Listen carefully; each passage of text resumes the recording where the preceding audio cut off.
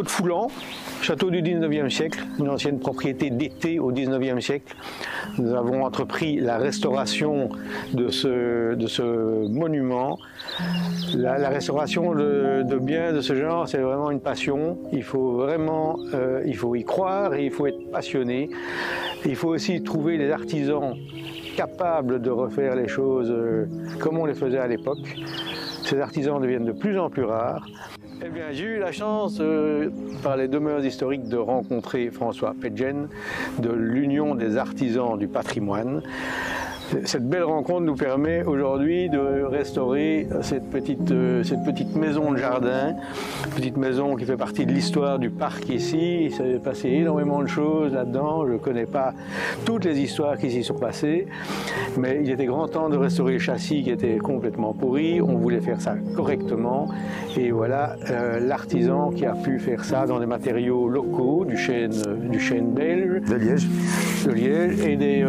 et des techniques les techniques anciennes. Donc on a là maintenant le fruit de son travail que vous pouvez observer derrière nous. Je le remercie vivement, ainsi que l'association qui a permis cette belle rencontre. Avec plaisir. Donc ici nous avons fabriqué un nouveau châssis en chêne. Le précédent qu'on venait de démonter était en sapin. Donc il avait bien vécu, il avait bien résisté, mais là le bois était vraiment spongieux, donc vraiment cuit. Vu que la maisonnette va être réaffectée à une nouvelle utilisation, nous avons mis des doubles vitrages les plus fins que possible. Donc chez AGC on sait avoir des 14 mm d'épaisseur, ce qui fait qu'on a respecté complètement les dimensions de l'ancien châssis, mais en tout en épaisseur, en largeur. On a juste reproduit le rejet d'eau avec une doucine pour que ce soit un petit peu plus charmant et plus sympathique.